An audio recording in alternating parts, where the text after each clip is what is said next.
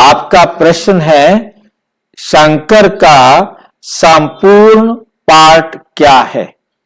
हम शंकर को अच्छी तरह समझते हैं। हमारी बुद्धि में भक्ति मार्ग वाला शंकर बैठा हुआ है।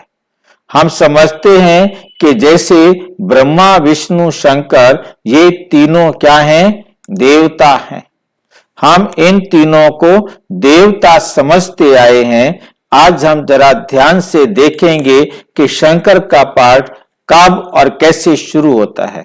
भक्ति मार्ग में तो हमने बहुत कहानियां, बहुत कथाएं पढ़ी, परंतु परम पिता परमात्मा परम धाम से आकर हमें कैसे समझाते हैं कि स्वर्ग में परम पिता परमात्मा परम धाम से जब इस सृष्टि का परिवर्तन करने के लिए चलते हैं, तो ये हमारा परम धाम का, स्वर्ग का, जहां आत्माओं के घर का ये दृश्य है, जहां सबसे ऊपर एक हम मोटी बिंदी देख रहे हैं, वो परम पिता परमात्मा है। परंतु पुराने चित्रों में 3 बिंदियां होती थी, अब ये नए चित्रों में ये 3 बिंदियां नहीं आती हैं। जो परंतु यह चित्र के अंदर ऊपर बिंदियां तो नहीं दिखाई, परंतु इन 3 पुरियों का जिक्र किया है। एक है ब्रह्मापुरी, एक है विष्णुपुरी, एक है शंकरपुरी। हम समझते थे कि ये 3 पुरियां आकाश में हैं। एक ब्रह्मा जी जहां रहते हैं उनकी पब्लिक रहती होगी, दूसरी विष्णु की पब्लिक रहती होगी, तीसरी शंकर की रहती होगी। शंकर भी कोई अपने एरिया का राजा होगा जहां उसकी सारी प्रजा रहती होगी। परंतु ये हमें परमपिता परमात्मा के पास आने से या प्रजापिता ब्रह्मा कुमारीस के ज्ञान में आने से हमें ये चित्र दिखाई दिए और हमने समझा कि ये भी इन तीनों के बारे में जानते हैं, मानते हैं और इन तीनों को ये दिखाते हैं। तो हमने उन तीनों को समझना शुरू किया था। हम समझते थे शंकर ऐसा ही होता है जैसा यहाँ पर चित्र में दिखाया गया है। अब हम थोड़ा ध्यान से देखेंगे, शंकर को वस्त्र नहीं दिखाए, शंकर को ना अंगा दिखाया है। तो आज हमें परमपिता परमात्मा ने समझा दिया है कि शंकर एक्चुअल में ना अंगा है, बिना अंगों के है, बिना शरीर के है। ब्रह्मा जो है वो विष्णु बनता है, विष्णु सो ब्रह्मा बनता है, परंतु शंकर बनता है ऐसा नहीं दिखाया।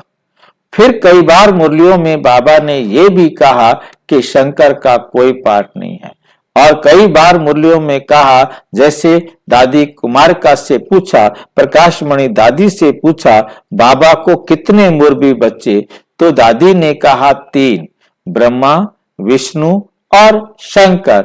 फिर बाबा ने कहा ब्रह्मा सो विष्णु और विष्णु सो ब्रह्मा, ये तो एक ही आत्मा हुई, ठीक है नहीं।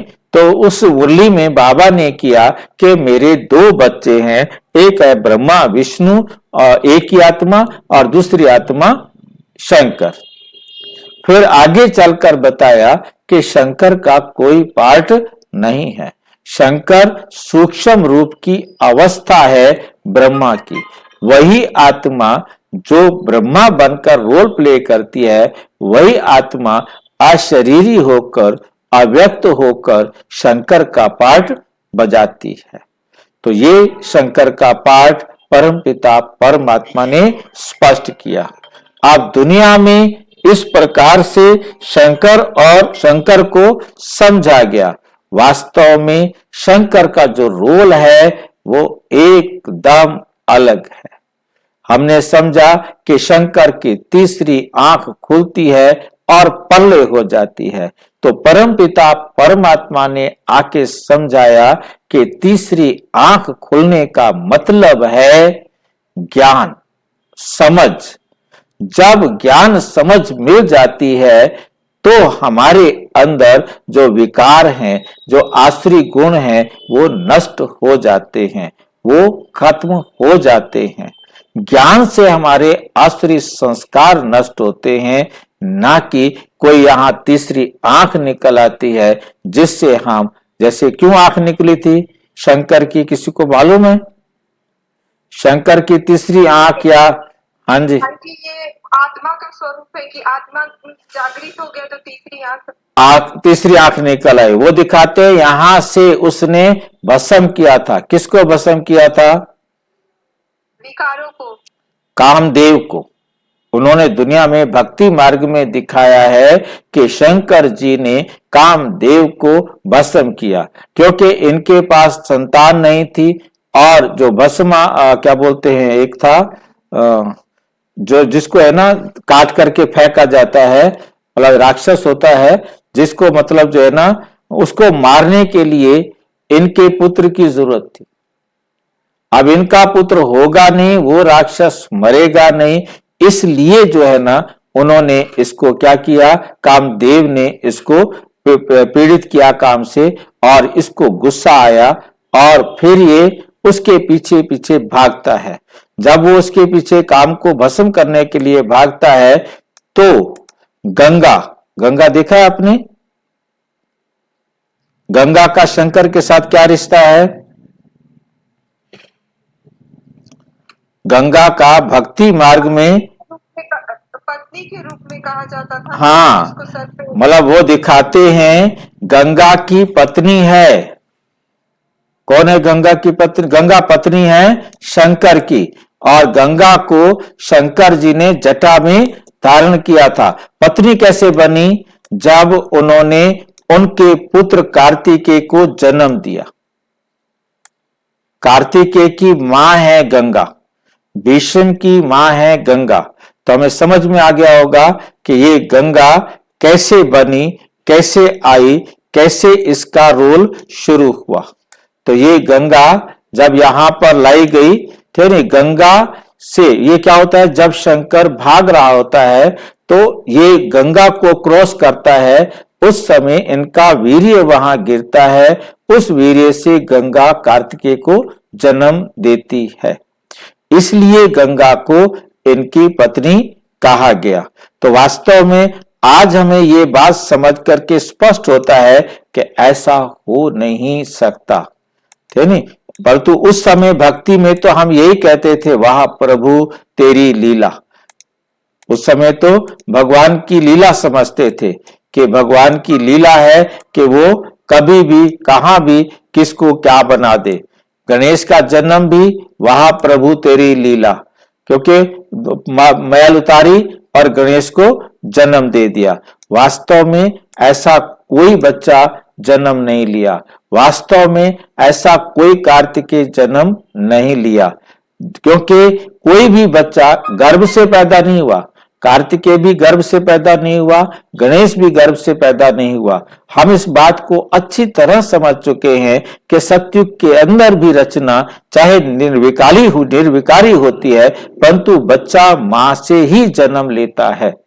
परंतु ये तो दोनों बच्चे मां से जन्म नहीं लेते।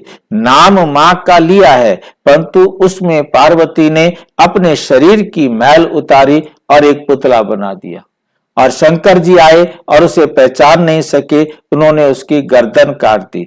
वास्तव में हमें बहुत अच्छी तरह से समझना है कि ये ऐसे गपोड़े हैं, ऐसे गपोड़े हैं कि भगवान आए और उसे अपनी बच्चे की पहचान ही ना हो, उसे पता ही नहीं है। जब वो कह रहा है कि मैं पार्वती का बेटा हूं, तो भी शंकर नहीं जान सके, और उसके बाद भी उनको गुस्सा आ जाए और उनसे युद्ध करे और उनको मार डाले, और फिर मार डाला तो उसे फिर जिंदा ना कर सके। फिर जिंदा करने के लिए किसका सिर लगाया? हाथी का सिर लगाया। अरे किसी सुंदर से बालक का सिर काट कर लगा देते। मतलब बहुत सोचने वाली बात है कि किसी ने भी, हमने जरा भी उस समय अपनी बुद्धि नहीं चलाई कि ये क्या कह रहे हैं और क्या हो रहा है। तो ये अब हमें समझ में आता है कि वास्तव में सत्य, ये ना तो गणेश का जन्म होना सत्य है, ना कार्तिकेय का जन्म होना सत्य है, ना शंकर का ऐसा होना सत्य है। शंकर ब्रह्मा के अव्यक्त रूप समय में जो उन्होंने विनाश की तैयारियां करवाई, वो रोल था शंकर का। बाकी शंकर कोई आत्मा नहीं, शंकर कोई शरीर नहीं, शंकर कोई आत्मा नहीं है, शंकर कोई शरीर ही नहीं है। तो इसलिए उन्होंने, जब उनको ये समझ में आया कुछ लोगों को, उन्होंने फिर उस समय शंकर को क्या कर दिया, ना अंगा बना दिया, नंगा बना के उसे केवल एक बाग छाला पहना दी। तो हमें बहुत अच्छी तरह से समझना है, शंकर आत्मा नहीं है, शंकर ऐसा कोई देवता नहीं है। ब्रह्मा भी जैसा चित्र भक्ति मार्ग में बनाया गया है, ऐसा कोई देवता नहीं है। विष्णु भी कोई देवता नहीं है, परंतु ये भक्ति मार्ग के बनाए हुए चित्र हैं। भक्ति मार्ग के बच्चों को सत्य से रूबरू करने के लिए कुछ समय के लिए उनको ये चित्र दिखाकर बहलाया गया। फिर परमात्मा आकर जब उन्हें यथार्थ ज्ञान मिल जाता है, सत्य समझ में आ जाता है कि हम आत्मा हैं और हम आत्माओं का पिता परमात्मा है। ये जितने भी हम ब्रह्मा को, विष्णु को, शंकर को, इनको हम परमात्मा समझे बैठे हैं, वास्तव में ये परमात्मा नहीं है। और उनमें भी देवी देवता भी इनको कहा पहले कि ब्रह्मा देवताए नमः, विष्णु देवताए नमः, शंकर देवताए नमः। परंतु उसके बाद बहुत अच्छी तरह से समझना है, बाबा ने कहा इनको हम देवता भी नहीं कह सकते।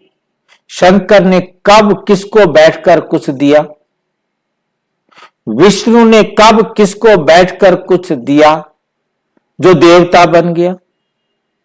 ब्रह्मा ने भी कुछ नहीं दिया।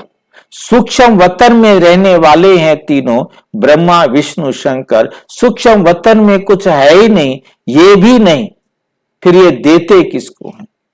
तो ये ब्रह्मा विष्णु शंकर को देवता भी नहीं कह सकते। देवताओं के पास अपना देह होता है, जैसे श्री कृष्ण नारायण जिन्होंने देह धारण किया। ब्रह्मा प्रजापिता ब्रह्मा इस संसार में होता है, परंतु सूक्ष्म वतनवासी ब्रह्मा को देवता नहीं कहेंगे। इस साकार वतन में रहने वाला सारी प्रजा का पिता ब्रह्मा प्रजापिता ब्रह्मा कहलाएगा, परंतु शंकर को प्रजापिता भी नहीं कहेंगे, विष्णु को प्रजापिता भी नहीं कहेंगे। शंकर इस प्रकार का कोई है ही नहीं। हमें बहुत अच्छी तरह से शंकर के बारे में समझ लेना है। आपके मन में कोई भी प्रश्न उठ रहा है, शंकर के बारे में पूछना चाहते हैं तो पूछ सकते हैं। उठ रहा है कोई प्रश्न? भाई जी, हम्म, हम हर आत्मा से ज्ञान ले रहे हैं बाबा से, वो अंत में असली की अवस्था में रहेगी, क्या सकता है? हम ये प्रश्न उठता है कि शंकर और शिव को एक कर दिया उन्होंने। हम यदि ध्यान से देखें तो शंकर और शिव एक नहीं है, शंकर और शिव में भी अंतर है। हम यदि ध्यान से देखेंगे तो हमें समझ में आएगा कि शंकर और शिव में भी अंतर है। ठीक है? क्या अंतर है? पहला अंतर उनको बताना है कि शंकर और शिव का रूप ही अलग है। दोनों का रूप एक दूसरे से नहीं मिलता, क्योंकि शिवलिंग को कोई हाथ पैर नाक मुंह आंख कान नहीं दिया और शंकर को पूरा शरीर दिया है। दोनों का रूप अलग, दोनों का नाम अलग। कभी किसी ने गलती से भी शिवलिंग को शंकरलिंग नहीं कहा। शिवरात्रि मनाते हैं, कभी शंकर रात्रि नहीं मनाते। शिव जयंती मनाते हैं, शंकर जयंती नहीं मनाते। शिव आलय कहते हैं, कभी उसको शंकर आलय नहीं कहते। ये बात स्पष्ट होती है, जहां शिवलिंग रखा गया है उसे शंकर के नाम से संबोधित नहीं किया जाता, कभी भी संबोधित नहीं किया गया। परंतु शंकर के साथ शिव लगाया है, शंकर शिव नहीं कहते, शंकर से पहले शिव लगाते हैं। ये क्यों लगाया? क्योंकि शिव का पुत्र कहते हैं शंकर। शिव बाप है, शंकर बच्चा है, इसलिए पहले बाप का नाम फिर बच्चे का नाम। साउथ भारत में, दक्षिणी भारत में पहले बाप का नाम लिखा जाता है, फिर बच्चे का नाम लिखा जाता है। और कुछ जगहों पर पहले बच्चे का नाम फिर सन ऑफ पिता का नाम लिखा जाता है। तो अलग अलग नियम है, परंतु शिव शंकर कहने का मतलब है पहले बाप का नाम फिर बच्चे का नाम। तीसरी बात आती है, दोनों का काम अलग है, रूप अलग, नाम अलग और काम अलग। शंकर तीसरा नेत्र खोलते, प्रलय करते, और शिव जो है वो कल्याणकारी है, वो सब आत्माओं का कल्याण करने वाला है। शिव माना ही कल्याणकारी है। तो हमें बहुत अच्छी तरह से ये बात समझनी है कि दोनों का रूप, नाम, काम अलग। चौथी बात हमारे पास आ जाती है कि शंकर के आगे भी शिवलिंग रखा है। हम यहां देख रहे हैं शंकर जी के आगे भी शिवलिंग रखा है। शंकर जी शिवलिंग की पूजा कर रहे हैं। जब वो किसी की पूजा कर रहे हैं तो जरूर जो उनका पूज्य है, इष्ट है, वो उनसे बड़ा हुआ, उनसे अलग हुआ। फिर शंकर जी बैठकर माला फेर रहे हैं। किसी को मालूम है शंकर जी माला फेरते हुए क्या बोलते हैं? नमः शिवाय। ओम नमः शिवाय। ओम नमः शिवाय का अर्थ क्या होता है?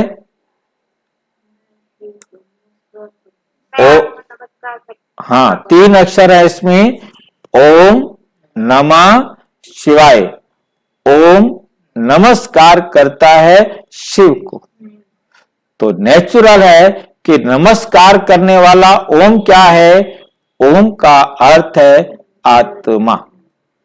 ओम को, परमात्मा को ओम क्यों कहा? क्योंकि परम आत्मा वो भी आत्मा है। आत्मा को ओम कहा जाता है। ओम का अर्थ बाबा ने अच्छी तरह मुरलियों में स्पष्ट किया, अहम आत्मा। ओम का अर्थ बताया, अहम आत्मा, मैं आत्मा हूं। तो मैं आत्मा नमस्कार करती हूं शिव को। तो जब शंकर जी शिव को नमस्कार कर रहे हैं तो स्पष्ट है कि ये दोनों अलग अलग हैं। तो शंकर शिव की पूजा कर रहा है, शिव मंत्र का जाप कर रहा है। वास्तव में परमात्मा कहते बच्चा कभी बाप का नाम बैठकर नहीं रटता। बाप का नाम रटने की जरूरत नहीं होती। तो इस प्रकार से हमें समझ में आया कि शंकर और शिव दोनों अलग अलग हैं, परंतु हम इन दोनों को एक समझ बैठे थे। अब परमात्मा ने आकर इनका अंतर समझाया, शंकर का सच्चा सही परिचय दिया कि शंकर कोई देहधारी नहीं। शंकर के लिए दिखाया कि बार बार पार्वती अलग अलग रूप धारण करके शंकर से शादी करती है और फिर सती हो जाती है या कोई भी कारण होता है, बार बार मरकर लाखों साल, हजारों साल तपस्या करती है, फिर पति रूप में उसे प्राप्त करती है, परंतु एक भी संतान देने का अधिकार या का भाग्य उसे नहीं मिलता और वो हमेशा एक शरीर छोड़ दूसरा, दूसरा शरीर छोड़ तीसरा, इस प्रकार से अनेक शरीर धारण करती है। तो इस प्रकार से हमें समझ में आया। फिर दुनिया वालों ने शंकर का जो भी वर्णन किया, जितनी भी कहानियां लिखी हैं, वो एक साधारण मनुष्य की तरह लिखी हैं, भगवान की तरह नहीं। वो वरदान दे देता है, वरदान देने के बाद वो उसके ऊपर ही भस्मासुर हाथ लेके भाग पड़ता है, तो उससे भी अपने आप को बचाने के लिए भागता है। फिर शंकर विष्णु जो है, नारायण जो है, वो कामनी रूप धारण करके उसको उससे बचाते हैं। तो मतलब कहने का भाव यह है कि शंकर के बारे में ऐसी ऐसी कहानियां लिख करके उन्होंने उसे एक साधारण मनुष्य बना दिया है। और फिर शंकर के लिए मतलब शादियां करता है, पार्वती से भी करता है तो उससे भी करता है। और देखो शंकर के बारे में अमर कथा सुनाई। अब अमर कथा शंकर ने सुनाई, किसको सुनाई? पार्वती को। पार्वती को क्यों सुनाई अमर कथा? क्या पार्वती को मरने का भय था? शंकर ने अमर कथा पार्वती को सुनाई, क्या पार्वती को मरने का भय था? सूक्ष्म वतन में पार्वती थी क्या? तो ये बातें सूक्ष्म पूरी दिखाकर भ्रमित किया गया। फिर सत्य समझाते कि सूक्ष्म वतन में ना तो शंकर है और ना पार्वती है।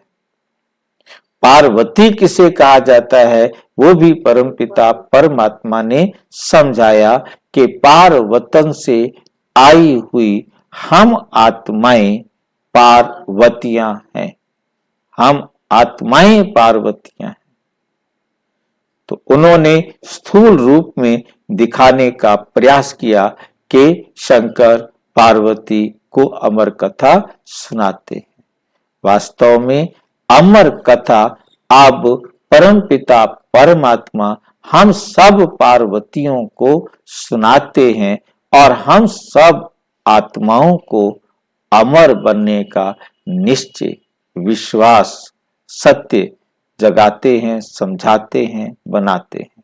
तो इस प्रकार से हमें समझ में आ रहा है कि शंकर और शिव में अंतर है और शंकर का संपूर्ण परिचय कि शंकर एक भक्ति मार्ग का काल्पनिक कैरेक्टर है, चरित्र है। बाकी ऐसी कोई आत्मा होती नहीं, ऐसी कोई आत्मा होती नहीं जो पार्ट बजाए। ये चित्र जो बनाया है, ये जो चरित्र इसके बारे में वर्णन किया गया है, उसके हम सत्यता को समझने का प्रयास कर रहे हैं। तो इस प्रकार से जो ना कार्तिकेय ने मारना था, उस राक्षस का नाम मुझे याद आया, उसका नाम जलंधर था। जलंधर को मारने के लिए कार्तिकेय की जरूरत थी, एक शिव के शंकर के पुत्र की जरूरत थी, इसलिए कामदेव ने इनको पीड़ित किया था। और उसके बाद वो बच्चा पैदा हुआ कार्तिकेय, जिसने उस जलंधर को मारा। तो इस प्रकार से हमें समझ में आता है। और शंकर के लिए कहा जाता है, बाकी वो है शिव के लिए। हम इधर देख रहे हैं शिवरात्रि, शंकर रात्रि इसको नहीं कहा जाता। तो परमपिता परमात्मा शिव एक ज्योति है, एक प्रकाश है, जो पृथ्वी पर आकर सारे संसार की आत्माओं को काम, क्रोध, लोभ, मोह, अहंकार इन राक्षसों से मुक्ति दिलाते हैं। ये काम क्रोध से, लोभ, मोह, अहंकार से मुक्ति दिलाना एक परमपिता परमात्मा का ही कार्य है, जो अब चल रहा है। और मैं समझता हूं कि शंकर के बारे में मुख्य रूप से जो बातें समझने के लायक थी वो मैंने इसमें वर्णन की है। फिर भी कोई बात आपको लगता है कि रह गई है तो सुनने वाले पूछ सकते हैं, और जो बाद में किसी को लगे तो वो व्हाट्सएप पर लिख सकते हैं कि शंकर के बारे में और ये स्पष्ट किया जाना चाहिए जो हमें अभी तक स्पष्ट नहीं। हाँ जी बोलो। ये कार्तिकेय और ये गणेश जी ये शंकर के ही। हाँ, कार्तिकेय और गणेश ये शंकर के दो बेटे हैं। गणेश के बारे, हाँ जी, पार्वती के गंगा के हैं दोनों, ना तो गंगा का कहेंगे ना पार्वती का कहेंगे। पार्वती ने तो अपने शरीर की मैल उतारकर एक पुतला बना दिया और उसमें प्राण फूंक दिए। फिर शंकर जी ने का मार दिया तो रोने लग गई, त्रियाहट जगा दिया एकदम कि मेरे बेटे को जिंदा करो। कहता मैं नहीं कर सकता। बोला करना पड़ेगा। अरे भाई झगड़ा करने की क्या जरूरत थी, 6-7 महीने बाद फिर शरीर से मैल उतार लेती, फिर एक पुतला बना लेती। फिर शंकर जी ने भी यदि उसको सिर लगाना था तो हाथी का सिर लगाने की क्या जरूरत थी, किसी बालक का सिर लगा देते। मतलब ये बात समझने वाली है ना। किसी ने भी, हमने भी कभी ये प्रश्न नहीं उठाया था कि ये कितनी कमाल की बात है, आज तक हमारी साइंस कितना उन्नति कर चुकी है, किसी भी पशु का अंग किसी मनुष्य को नहीं जोड़ा जा सकता। फिर हाथी का सिर कैसे उसको लगा दिया गया? ऐसा कोई गणेश इस धरती पर पैदा नहीं हुआ, ऐसा कोई बनाया नहीं गया। वास्तव में ये शब्द है गण जमा ईश। गण जमा ईश, गण बोलते हैं लोगों के समूह को। जैसे हम कहते हैं ना, जन गण मन अधिनायक जया है, जनता के समूह के मन के मालिक तुम्हारी जय हो। गण माना होता है समूह, ग्रुप। तो वास्तव में एक समूह का ईश्वर गणेश, गणेश का मतलब है एक समूह का ईश्वर, एक समूह का ईश्वर है। उन्होंने उनका नाम रख दिया गणेश, तो सबका ईश्वर है, तो सबका ईश्वर गणेश उनको बना दिया। तो वास्तव में कोई गणेश पैदा नहीं हुआ। और कार्तिक एक पैदा हुआ, मैंने जैसे बताया आपको कहानी के अनुसार, कि कामदेव, उनको क्या बोलते हैं, देवताओं को राक्षसों से भय रहता है। एक जलंधर ऐसा राक्षस था जिसको कोई नहीं मार सकता था, उसको क्या बोलते हैं, वरदान मिला हुआ था कि तुम्हें, या श्राप कहो मिला हुआ था कि तुम्हें शिव का पुत्र ही मारेगा। तो वो शिव और शंकर में अंतर नहीं समझते, उन्होंने कहा शंकर का बेटा मारेगा। अब वो शंकर तपस्या में ऐसा बैठा रहता है, उसे पता नहीं दीन दुनिया की कि वहां क्या हो रहा है। तो उन्होंने शंकर के दिल में काम को जागृत करना था, तो कामदेव को कहा, और रति और कामदेव जाकर के नृत्य करने लगते हैं, जिससे उसके अंदर काम विकार को जागृत करते हैं।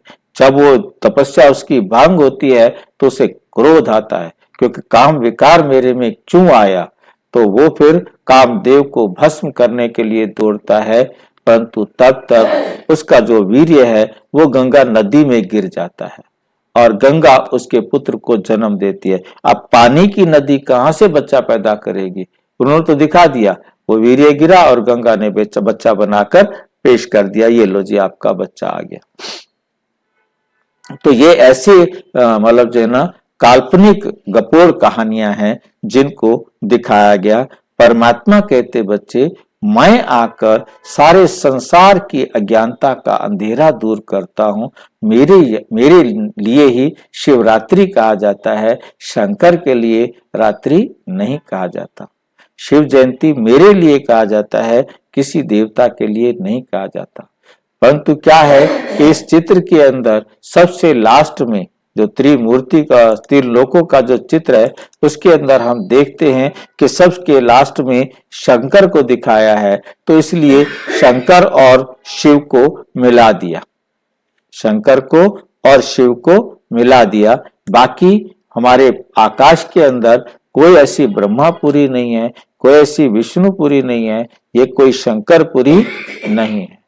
ये बात हमें बहुत अच्छी तरह से समझ लेनी है, जो परमपिता परमात्मा ने आकर हमें समझा दिया है कि सूक्ष्म लोक है ही नहीं, सूक्ष्म अवस्था है, ये एक स्वप्न की अवस्था है, एक संकल्प की दुनिया है। जैसा हम संकल्प करते हैं वैसी दुनिया हमको दिखाई देती। और कोई प्रश्न है? हाँ जी, शंकर के बारे में को, हाँ जी, ब्रह्मा बाबा,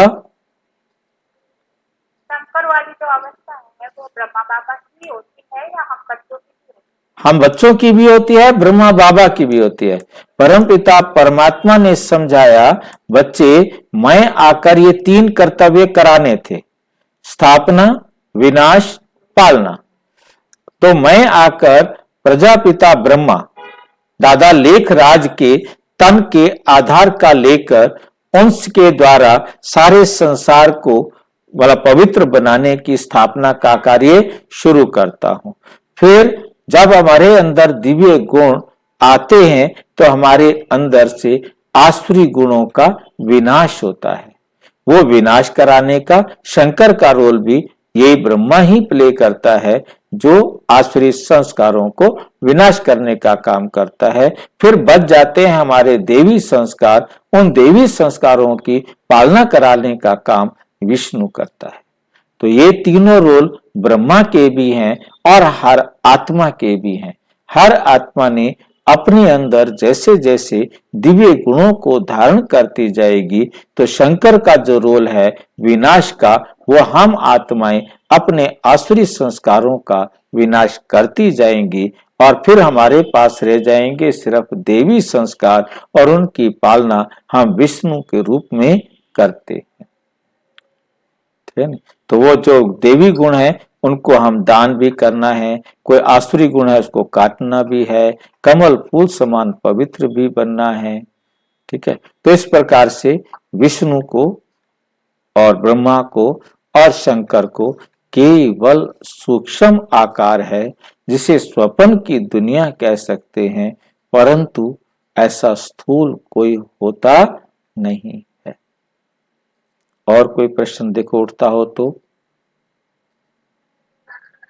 भाई जी फिर तो ब्रह्मा शंकर और विष्णु होना चाहिए ना। हाँ। ब्रह्मा विष्णु और शंकर क्यों है? ब्रह्मा शंकर विष्णु होना चाहिए अगर पहले विनाश करना है फिर धारण करना है, क्योंकि ये जो सीक्वेंस, ये जो चित्र बना हुआ है ये भक्ति मार्ग के हिसाब से बना हुआ है। भक्ति मार्ग वाले ऐसा ही सुनाते आए कि ब्रह्मा के द्वारा स्थापना होती है, फिर पालना होती है, फिर विनाश होता है, फिर ब्रह्मा द्वारा स्थापना, पालना, विनाश। परंतु ये तो आप परम पिता परमात्मा ने आके समझाया, बच्चे ये सीक्वेंस रॉन्ग है। वास्तव में मैं आकर ब्रह्मा के द्वारा स्थापना करता हूं, फिर शंकर के द्वारा आसुरी सृष्टि का, आसुरी संसार का विनाश कराता हूं, फिर दैवी सृष्टि की पालना विष्णु के द्वारा कराता हूं। तो ये तीन कर्तव्य संगम पर परम पिता परमात्मा आकर करते हैं। क्योंकि विनाश हो जाए तो फिर पहला बच्चा पैदा कैसे करे, नई सृष्टि पैदा कैसे करे? केवल परमात्मा कहते मैं आकर पतित दुनिया का क्या करता हूं? परिवर्तन करता हूं, उसी को श्रेष्ठ बनाता हूं। तो ये सीक्वेंस तो परमात्मा ने आके दी। जब तक परमात्मा नहीं आए थे तब तक तो हमें ये मालूम ही नहीं था। ज्ञान में आने के बाद भी ये पूरा मालूम नहीं था, जो अब परमात्मा हमें आकर समझा रहे हैं। परमात्मा ना आते तो हमें ये भी बात समझ में नहीं आती। और कोई प्रश्न, और कोई स्पष्टीकरण चाहिए तो देखो।